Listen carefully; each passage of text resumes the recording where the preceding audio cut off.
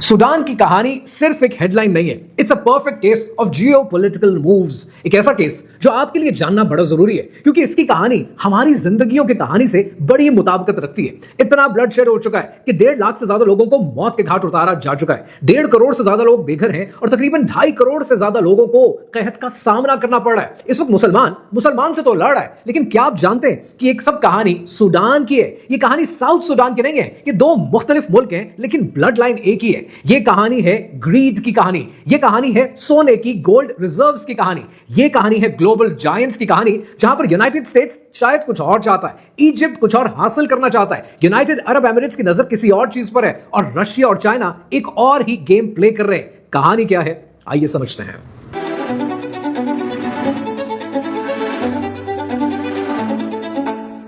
ये कहानी शुरू होती है सन 1955 में, जब सूडान को ग्रेट ब्रिटेन से आजादी मिली।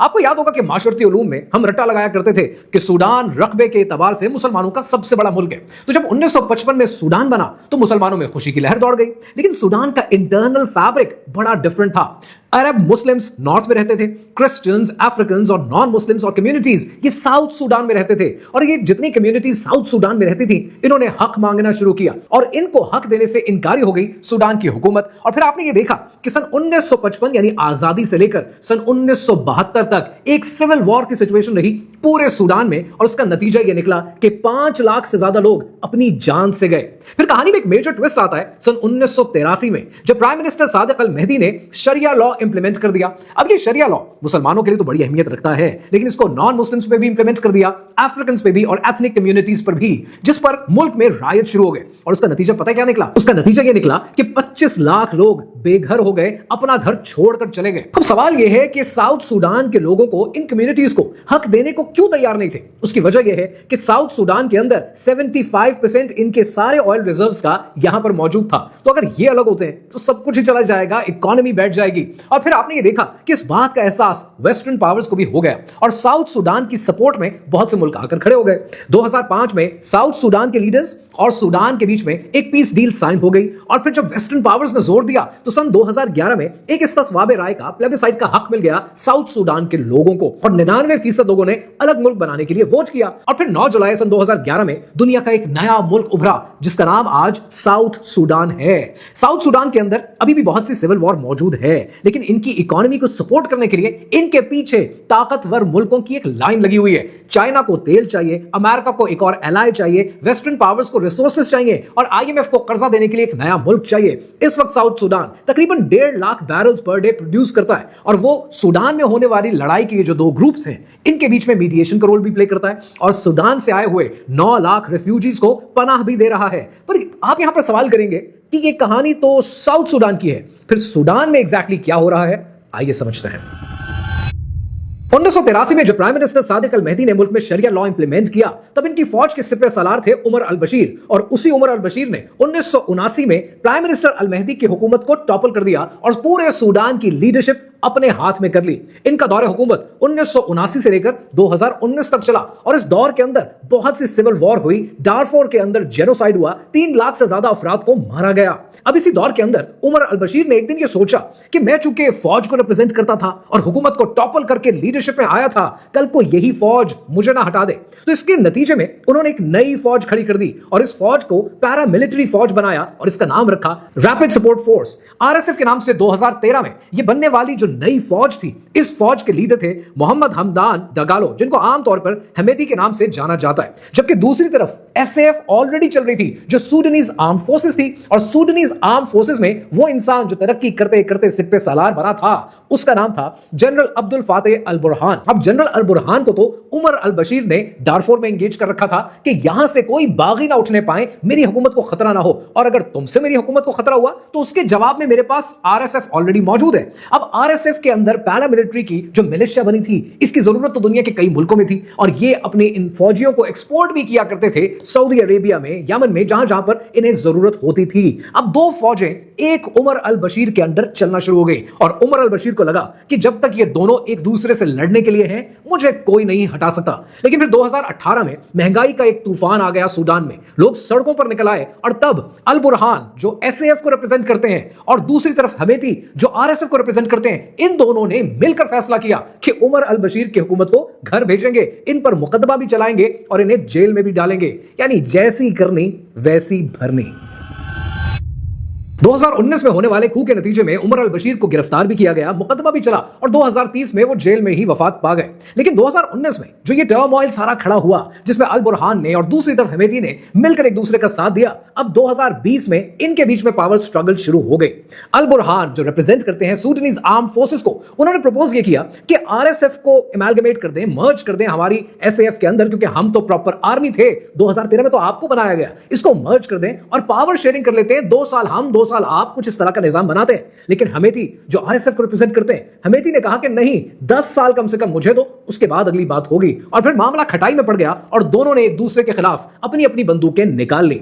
आरएसएफ ने वेस्ट संभाल लिया और एसएएफ ने ईस्ट संभाल लिया। सूडानीज आर्मी के पास इस वक्त कंट्रोल है दरियाए नील के बहाव का, ईस्ट का, सूडान की पोर्ट्स का और इसके अलावा ऑयल रिजर्व्स का। और दूसरी तरफ जो हमेती की आरएसएफ है, उसके पास वेस्ट का कंट्रोल है और वेस्ट के कंट्रोल में उनके पास डारफोर का कंट्रोल है और उनके पास सोने की प्रोडक्शन का कंट्रोल है। इस वक्त सूडान तीसरा बड़ा मुल्क है अफ्रीका का कि जो गोल्ड प्रोड्यूस करता है और हर साल 65 टन गोल्ड प्रोड्यूस करता है। लेकिन जब से आरएसएफ ने कंट्रोल संभाला है, यह प्रोडक्शन 300% बढ़ा दी गई है और तकरीबन 1.5 से 2 बिलियन डॉलर्स का गोल्ड प्रोड्यूस किया जा रहा है। जो ब्लैक मार्केट में जाता है वो इसके अलावा है। लेकिन दो हाथियों की लड़ाई में नुकसान हमेशा घास का होता है। 1.5 लाख से ज्यादा लोग मारे जा चुके हैं, 1.5 करोड़ से ज्यादा लोग बेघर हैं और तकरीबन 2.5 करोड़ लोग कहत का शिकार हो चुके हैं। आपको येल के इमेजेस दिखाता हूं, ये इमेजेस सैटेलाइट के इमेजेस हैं, जहां पर यह नजर आता है कि इतनी खूनरेजी हुई है कि 10,000 से ज्यादा लोगों को मौत के घाट उतारने के बाद इज्तिमाई कब्रों में डाला गया है। खून जमीन पर आपको नजर आता है और यह इंसानियत की तजलील है कि कैसे ताकत के लिए, अपने कंट्रोल के लिए इंसान किसी भी हद तक जाने के लिए तैयार हो जाता है। अब यहां पर एक सवाल बनता है कि इन दो पावर कॉरिडोर्स के बीच में जितनी लड़ाई है, इसमें ग्लोबल जायंट्स का क्या किरदार है और वो क्या तलाश कर रहे हैं। सूडानीज आर्म फोर्सेस का कंट्रोल है ईस्ट में और ईस्ट में उनके पास 2 बड़े रिसोर्सेज हैं। पहला रिसोर्स ये है कि दरियाए नील का बहाव इनकी तरफ से जाता है और दूसरा बड़ा रिसोर्स है ऑयल रिजर्व्स का, क्योंकि ऑयल रिजर्व्स ईस्ट में मौजूद हैं। दूसरी तरफ आप देखते हैं कि आरएसएफ है वेस्ट में और वेस्ट में इनके पास 2 बड़े रिसोर्सेज हैं। पहला रिसोर्स इनके पास गोल्ड की प्रोडक्शन है और दूसरा इनके पास यूरेनियम है। मीडिया में रिपोर्ट्स आती है कि यूनाइटेड अरब एमिरेट्स आरएसएफ को फंड करता है, आर्म्स देता है, ड्रोन्स देता है और ब्लैक चैनल्स के जरिए इनसे अब तक $3 बिलियन का गोल्ड एक्सट्रैक्ट कर चुका है। यूनाइटेड अरब एमिरेट्स ने इसको डिनाई किया, लेकिन एमनेस्टी कहता है कि ऐसे बहुत सारे वेपन्स जो चाइनीज मेड हैं वो स्पॉट किए जा चुके हैं, जो अबू धाबी के चैनल से आरएसएफ तक पहुंचे। दूसरी तरफ आप देखते हैं कि सूडानीज आर्म फोर्सेस को, एसएएफ को इजिप्ट सपोर्ट करता है। मीडिया में ऐसी रिपोर्ट्स आती हैं क्योंकि इजिप्ट का मानना यह है कि इस वक्त इजिप्ट की 85% डिपेंडेंसी है दरियाए नील से आने वाले पानी पर और इस वक्त इजिप्ट को ऑलरेडी एक और मुश्किल का सामना है कि जहां पर इथियोपिया डैम बिल्टअप कर रहा है इसराइल की फंडिंग की बेसिस पे।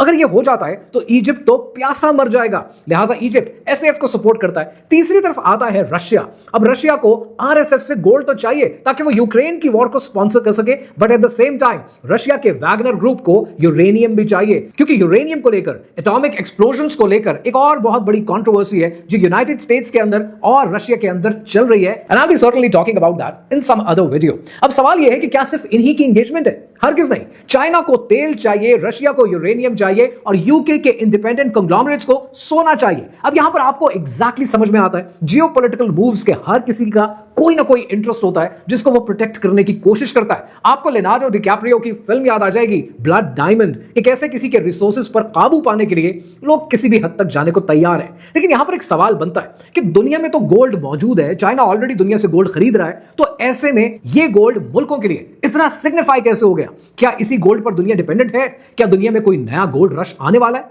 ये कहानी क्या है, आइए समझते हैं। कुछ अर्से में आप ये देखेंगे कि दुनिया में एक बहुत बड़ा गोल्ड रश आएगा और वो गोल्ड रश आने की वजह यह कि आज तक दुनिया में जितना गोल्ड एक्सट्रैक्ट किया जा चुका है वो तकरीबन 2,16,000 टन के करीब है और हर साल दुनिया के सेंट्रल बैंक्स को 1,000 टन गोल्ड चाहिए होता है ताकि वो हेज कर सके इन्फ्लेशन के अगेंस्ट या करेंसी कन्वर्जन के अगेंस्ट या करेंसी की डिस्टेबलाइजेशन के अगेंस्ट। अब ऐसे में कहीं से 65 टन मिल जाए या फिर 300% प्रोडक्शन बढ़ाने के बाद 250-300 टन मिल जाए तो किसको नहीं चाहिए? रशिया के पास अपने सेंट्रल बैंक में तकरीबन 2300 टन गोल्ड मौजूद है। चाइना के पास 2200 टन मौजूद है, तो सबकी नजर इस गोल्ड पर तो है। लेकिन यहां पर इस गोल्ड रश को समझने के लिए आपको एक सिनेरियो समझना पड़ेगा, और वो सिनेरियो ये है कि आज तक हजरत आदम अलैहिस्सलाम से लेकर आज तक इस दुनिया में जितना गोल्ड एक्सट्रैक्ट हो चुका है, जो तकरीबन 2 लाख टन के करीब है, उसकी वैल्यू पता है कितनी बनती है? उसकी वैल्यू बनती है $17 ट्रिलियन। लेकिन अमेरिका की सिर्फ 10 कंपनीज, जिसमें माइक्रोसॉफ्ट है, अल्फाबेट है, फेसबुक है, ये सारी कंपनीज, इन 10 कंपनीज की वैल्यू मार्केट में पता कितनी है? $18 ट्रिलियन। अब आप एक मिनट के लिए सोच में पड़ जाएंगे, of all the money that the world has ever created in the form of gold, centuries का गोल्ड, ये आज तक $17 ट्रिलियन है, और इन 10 कंपनीज की वर्थ $18 ट्रिलियन है। It doesn't really make sense. तो नेचुरली गोल्ड की प्राइसेस रीइवैल्यूएट होंगी और गोल्ड ऊपर जाएगा। अब उससे ऊपर जाने से पहले पहले हर कोई अपनी तिजोरी भरना चाहता है, और अगर आपने नहीं भरी तो आप भी अपनी तिजोरी भर ले, because gold is gonna go up और दुनिया में एक गोल्ड रश शुरू हो जाएगा। सूडान में इस वक्त जो कुछ हो रहा है उसको किसी तौर भी जस्टिफाई नहीं किया जा सकता। खूनरेजी हद तक जा चुकी है, इंसानों को कब्रों में उतारा जा रहा है, इंसानों का कत्लेआम किया जा रहा है। This can not be justified. लेकिन क्या यही कुछ आपकी और मेरी जिंदगियों में नहीं होता? सूडान की कहानी लालच की कहानी है, ताकत के नशे की कहानी है, इक्तदार की कहानी है, और यही कहानी आपकी और मेरी जिंदगी में भी है। आपको याद होगा, आज से 8 साल पहले बहावलपुर में ऐसा ही एक दिलखराश वाकया पेश आया था। एक ऑयल टैंकर सड़क पर उलट गया था और लोग उसका तेल लूटने के लिए जौक दर जौक आना शुरू हो गए। नतीजतन आग भड़की और 200 से ज्यादा अफराद जिंदा जल गए, खाकस्तर हो गए। सवाल यह है जो मेरा आपसे, और बड़ा मासूमाना सवाल है, कि आज अगर पैसों से भरा हुआ, सोने से भरा हुआ, आईफोन से भरा हुआ ट्रक आपके सामने उलट जाए, तो क्या आप उसको लूटने के लिए आगे आएंगे या नहीं? एमिली ब्रॉन्टे कहा करती थी कि but worse to trust to my own mind and found the same corruption there. दर्द मिन्नत कशे दवा ना हुआ, मैं ना अच्छा हुआ, बुरा ना हुआ।